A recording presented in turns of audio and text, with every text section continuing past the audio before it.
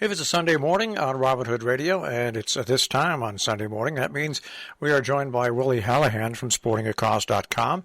Of course, sportingacause.com is the website that lists all these events that are fundraisers, local fundraisers, and the thing about it is they're all somehow, some way connected with sports. And with that introduction done on this chilly, I'll say cold Sunday morning.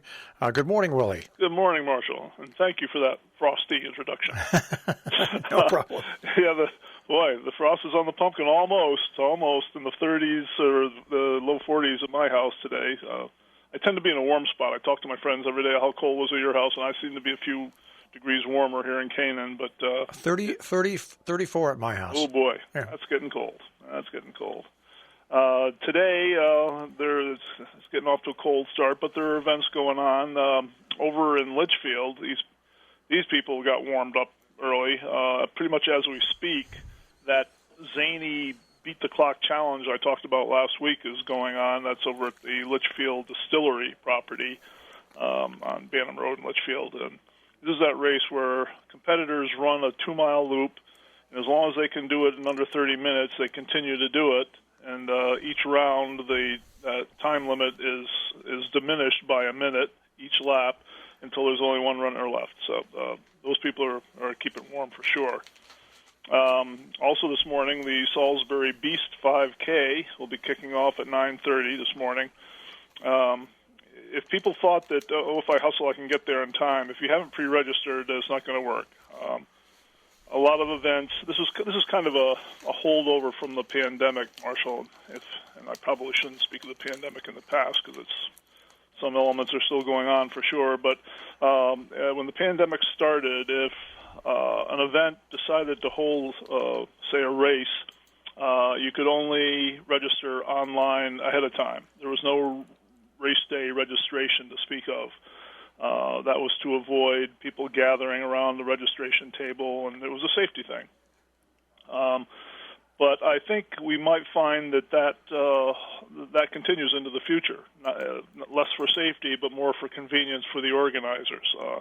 If you can get everybody to register a week or two or a month ahead of time, and know by race day how many people you have, you've ordered your T-shirts and all that ahead of time, that's great. Also, you can cut down on the number of volunteers you need on race day. If everybody's registered ahead of time, they just show up, tell the people there that they're there, they get a packet with their race number, T-shirt, and so forth, and off they go. It avoids that cluster of 20 or 30 or 40 people sometimes in that last 20 minutes before the race starts. So that might be something we see in the future for good reasons, non-pandemic reasons. Anyway, the Salisbury Beast is raising money for the Salisbury Volunteer Ambulance Service. Also today, and this is an event I also hope to go to, over at the Copiague Country Club, the Camp Sundown Golf Ball Drop is happening.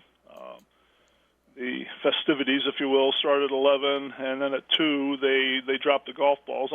It's been a helicopter in the past that drops this accumulation of golf balls that people buy. I'm not sure they got a helicopter this year. An alternative is to drop from a really tall crane. Either way, it'll be fun to watch. And the way it works is people buy a golf ball with a number on it for $25. And at 2 o'clock, all the golf balls that have been sold are dropped from this height onto the first fairway of the country club. And they've dug holes there, and if the ball goes in the hole, you win prizes. And this supports Camp Sundown, which accommodates kids who can't go out in the sunlight. I've talked about this before, certainly last week. It's a very good cause, and it really touched my heart to learn about these kids that have this incredibly debilitating condition. Also today, the Northwest Connecticut Rod and Gun turkey shoots continue in North Canaan. This is the second in a 6-Sunday series, and all the income from that benefits the club's programs. Next Saturday, the 30th, will be the Run for a Cause 2-mile run or walk. This is a race sponsored by the Prenovo family, and it starts and ends at their home in Harwington. And there's no entry fee, but runners are asked to make a contribution to the Juvenile Diabetes Research Foundation. The next day, Sunday, 31st, Halloween, is the 45th annual Kent Pumpkin 5-mile run, starting at the Kent Town Green. I've spoken about this in years past, Marshall. This is actually one of the bigger races in our area. They can get easily 700 or 800 people. They probably average 300, even on a rainy day. It's sponsored by the Kent Chamber of Commerce and supports the Kent Food Bank.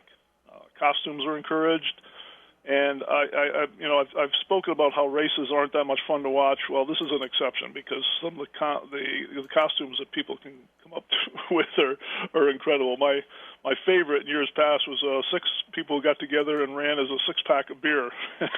it was really a hoot. Anyway, that's next Sunday and Halloween. And looking forward a little bit into November, which isn't that far away, the Long Ball Invitational golf tournament will be played over at the Undermountain Golf Course. That's November 7th. And that's pretty much the traditional end of golf tournaments as far as I'm aware.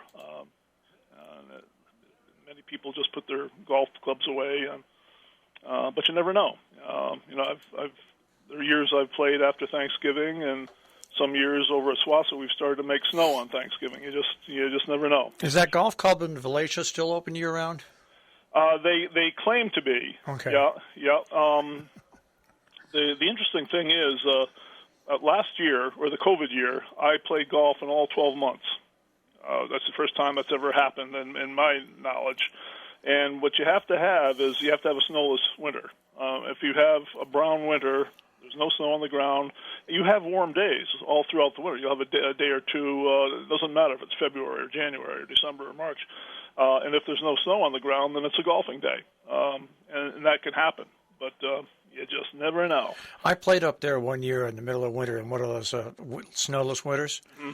And it's so funny is, first of all, if you can hit the ball on the ground, it goes forever. And if you're trying to get into the green, you have to hit it before the green, because if it hits the green, the balls were bouncing like 30 feet in the air. Yeah, well, I know. It's very heartening for us short hitters, Marshall, because you do get roll. Looking forward into November more, there are about a dozen races. The cold doesn't hold back the runners. There are 5Ks and 5-milers. There are also 4 or 5 Thanksgiving Day races. Also starting in November, the Bonspiels are back. Those are the events that are sponsored by the Norfolk Curling Club. It's good to see them back because they just totally went away during the pandemic. Also in November, there used to be a few high school sports-related fundraisers around a basketball tournament, for example, or a hockey game that raised money for something. But I don't think we'll see any of that this year. I mean, we'll see. I mean, hockey teams they're just scrambling just to find a rink to play on. Yeah. So my gut is that we won't see any school-related fundraisers. The pandemic isn't quite over yet. I think it's a confusing time for people. In some ways, there's a feel that we're over the hump, but still people are wearing masks and they're a little reluctant to join in events. So I think we'll have another winter of caution, let's say. Then in December, the beginning of December, the first Saturday, the 4th, Swasso will hold its annual ski swap and sale. That's a big deal. It's a big fundraiser for Swasso.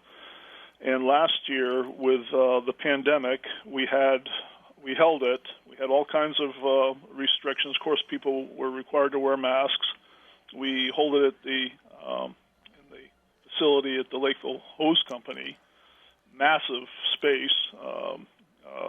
We take up the space that half a dozen trucks would normally occupy. We could only let 25 people in at a time. It was drizzling out, and people stood in line outside for over an hour to get in, and we had the best year we ever had. People were, at that point in December, people were really looking for things to do, and winter sports were one of those safe events that they could indulge in. So they bought skis and cross-country skis and snowshoes and skates and all that stuff. It'll be interesting to see what happens this year, Marshall. We've been told by the jobber who brings a bunch of new equipment down to supplement our used stuff that prices are through the roof for everything, really. I mean, not just ski kind of equipment, but just about everything you can imagine. It's this. I'm no economist, but I know that the 5% inflation figure we're fed by the government, it doesn't even come close to telling the real story about prices. I mean, all I have to do is go to the grocery store. You can see supply and demand, and it's so bad. This isn't a joke.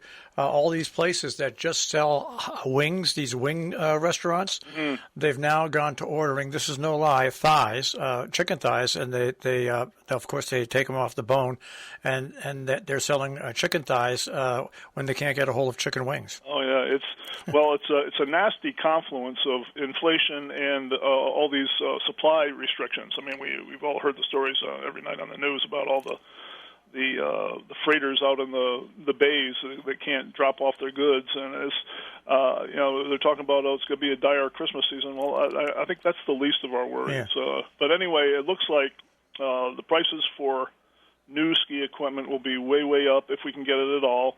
So it's going to be interesting. I think there'll be a clamoring for people to buy good used equipment. If we have it, we'll see. And that's about as far as into the future as I want to go, Marshall. Things have definitely slowed down, as I've been saying, and that's okay. We're at that time of year where it normally slows down anyway. It is, yeah.